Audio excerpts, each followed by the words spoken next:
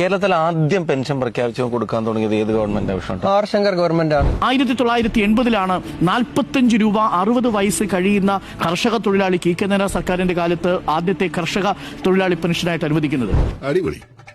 അന്ന് നിയമസഭയിൽ ഉണ്ടായിരുന്ന കെ കരുണാകരന്റെ നിലപാടെന്തായിരുന്നു? പ്രത്യുൽപാദനപരമല്ല പെൻഷനുകൾ എന്ന നിലപാട് രാഷ്ട്രീയമായി എടുത്ത ഒരേ ഒരു പാർട്ടിയുള്ളൂ, അത് കേരളത്തിൽ കോൺഗ്രസ് എന്ന് പറയുന്ന പാർട്ടിയാണ്. UDF ഗവൺമെന്റ് ഒരു പെൻഷനും കൂട്ടിയിട്ടില്ല എന്ന് ഇതുപോലെ പറഞ്ഞുകൊണ്ടിരിക്കുന്നുണ്ട്. അതിനുശേഷം 82 ആ സർക്കാർ വീണു. പകരം 82 UDF സർക്കാർ അധികാരത്തിൽ വന്നു. 45 രൂപയിൽ നിന്ന് 1 രൂപ കൂട്ടിയോ? 82 മുതൽ 87 വരെയുള്ള UDF സർക്കാരിന്റെ കാലത്ത് 1 രൂപ കൂട്ടിയില്ല. 87 കെ നായനാർ മന്ത്രിസഭ വീണ്ടും വരേണ്ടി വന്നു 45 രൂപയിൽ നിന്ന് 60 രൂപയായിട്ട് ആ പെൻഷൻ വർദ്ധിപ്പിക്കാൻ. അതായത് 45 രൂപയായിരുന്ന പെൻഷൻ 60 രൂപയായി വർദ്ധിപ്പിക്കുന്നത്. ആദ്യത്തെ വർധനവുണ്ടാവുന്നത് കെ നായനാരുടെ 1987 സർക്കാരിന്റെ കാലത്താണ്. ആ സർക്കാർ 92 പോയി, UDF വന്നു. എന്തെങ്കിലും വർധനമുണ്ടായോ? 5 വർഷക്കാലം ഒരു വർധനവും ഉണ്ടായില്ല.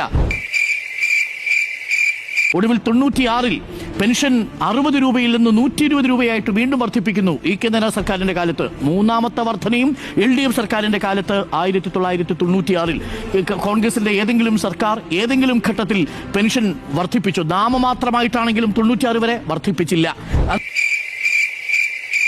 അതിനുശേഷം 2001 കെ ആന്റണി സർക്കാർ വരുന്നു. അടിമുടി സാമ്പത്തിക ബാധ്യത നമുക്കറിയാമല്ലോ.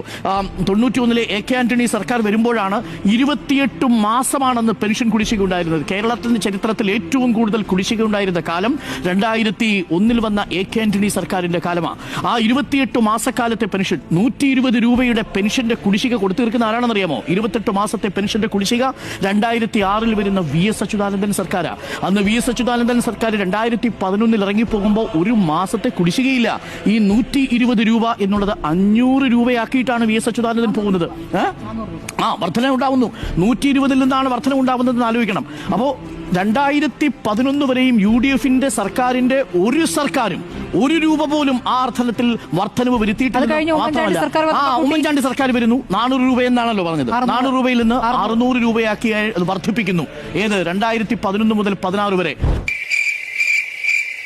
അവിടെയാണ് 3 മാസം മുതൽ ചില പെൻഷനുകൾ 11 മാസം, ചില പെൻഷനുകൾ 18 മാസം എന്നിങ്ങനെ വ്യത്യസ്ത തരത്തിലുള്ള കുടിശ്ശികയായിട്ട് പോകുന്നു. നമ്മുടെ സഭയിൽ ഞാൻ നേരത്തെ വായിച്ചിട്ടുണ്ട് സുരാജിന്റെ ചോദ്യത്തിന് തോമസ് ഐസക് നൽകിയ മറുപടി. ആ പെൻഷൻ അവിടെ കൊടുത്തു പോകുന്നു. അപ്പോൾ ഈ കാലങ്ങളിലെല്ലാം അതും 600 രൂപയിൽ നിന്ന് 1000 രൂപയാക്കി, 1000 രൂപയിൽ നിന്ന് 1600 രൂപയാക്കി പെൻഷൻ വർദ്ധിപ്പിക്കുന്ന സാഹചര്യം ഉണ്ടാവുന്നു.